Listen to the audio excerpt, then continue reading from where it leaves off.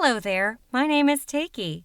I'm 35 years old. There will be many people who think I'm selfish after I say this, but I've tried to sympathize and still couldn't get rid of negative thoughts, guys.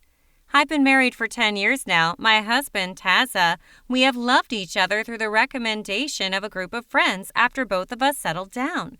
We decided to get married. My husband is a technical person. He's slightly dry but honest and loves his wife and children. At first, we stayed for a while, and then we could afford to buy a house and move to Manchester to live.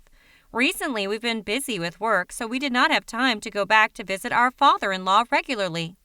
Each time we had to make a reasonable time arrangement for a long time, I found it hard to travel, so I advised my husband to welcome my father to live with me.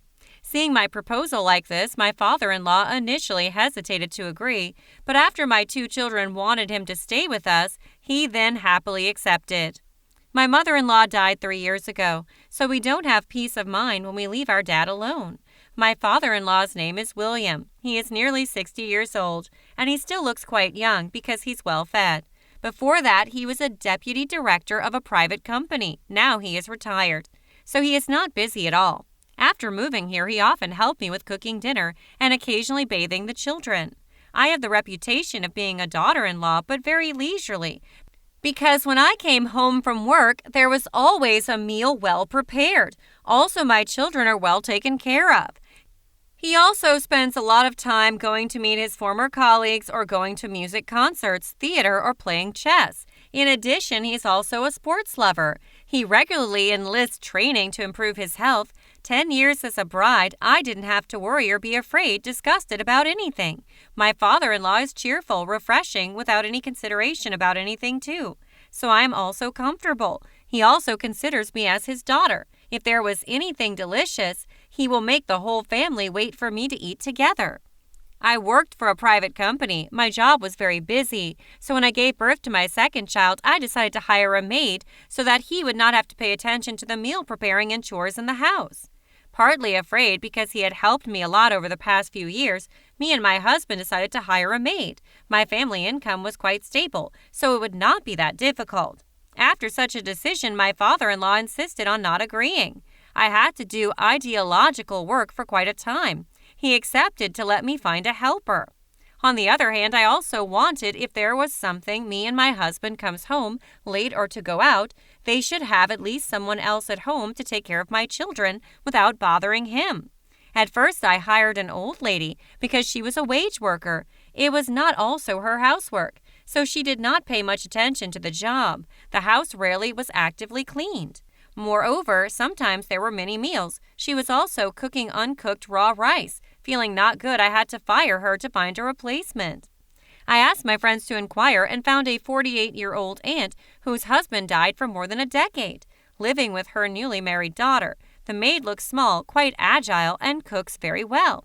I hired her right away. But when I hired her for a while, I did not understand why she did not work for my family anymore, even though the salary I paid her was adequate, and my family treated her well. I had to find another maid again. At that time, my best friend Laura divorced her husband and was unemployed. Seeing the situation, I carefully advised my husband to let her stay in my house to live for a while, as if to hire her for a domestic maid. After listening to my story, my husband also allowed his wife's friend to stay.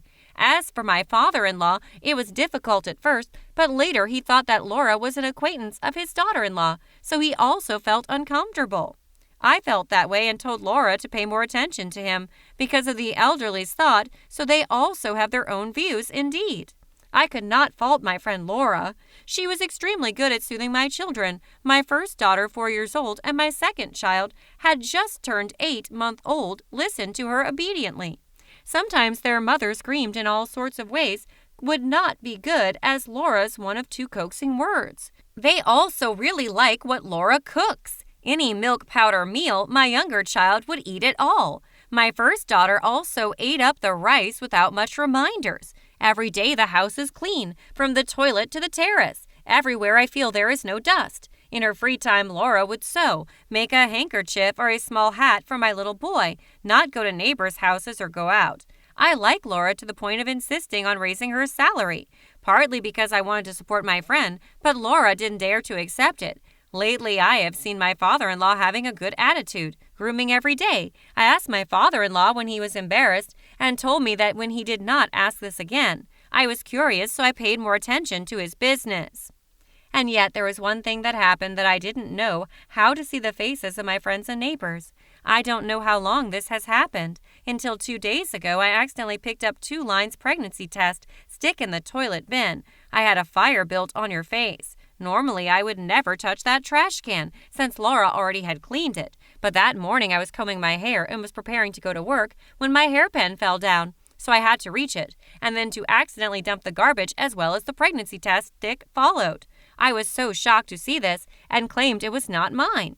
My first thought was that my husband caused a crime. I frantically called my husband to go home urgently. While he had just been at work for 10 minutes, listening to me screaming like crazy on the phone, my husband did not understand what was going on, thought there was something urgent to turn around. My husband had just parked the car. I pulled him into the private room, closed the door to talk.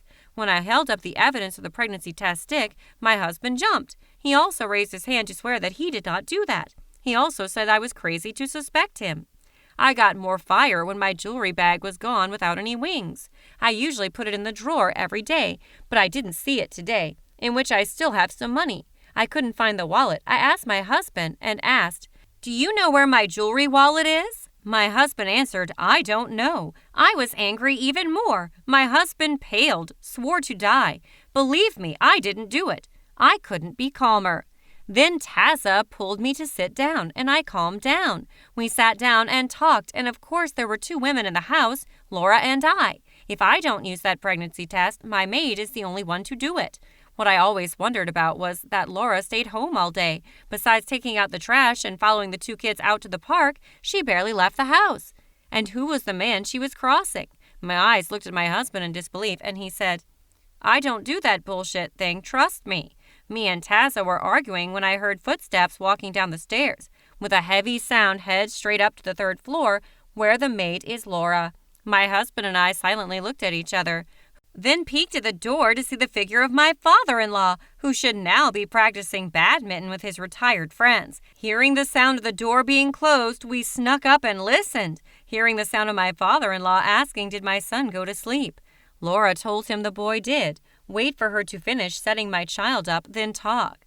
Then both of them left my son in the maid's room, then went to the 3rd floor balcony. The couple did not dare to move forward for fear of being discovered, so they went down to the balcony of my son's room. The conversation could be heard there, though not very clearly, but it was understood that the 2 of them were arguing about the 2-stick stick. It turned out that Laura and my father-in-law were in love with each other, and when we were not at home, when he and Laura often went to the balcony to talk about the 2 of us giving the green light and preparing to publicize the relationship.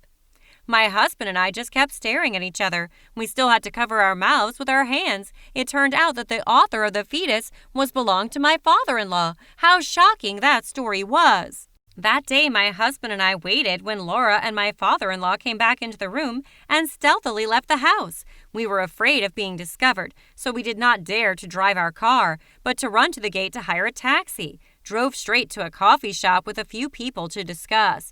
We agreed not to reveal that our father-in-law made the maid pregnant, and I had to ask this to Laura about how real it was because she was my friend after all. The next day I came home from work earlier than usual, so I stood in front of Laura's room to prepare to talk to her, but when I came in, I found out that Laura was rummaging through my jewelry bag. She stole my bag and hid it in her room. I was surprised. Laura saw me, so she was irrefutably startled. She confessed the whole truth. She had a relationship with my father-in-law and stole my jewelry wallet. Why did she have to do that while I always treat her as a friend? I gave her extra salary because I think she's struggling, but she pretended not to accept it and is doing embarrassing things over here. I was so shocked knowing that being single has the right to choose. But why is that my father-in-law? In addition, my father-in-law was also deserved to be blamed for having a relationship with a person in his child's age. I was always proud of him as a well-mannered person, but now they even had children together. I am not ready to welcome my friend in a new role. How do I solve this problem?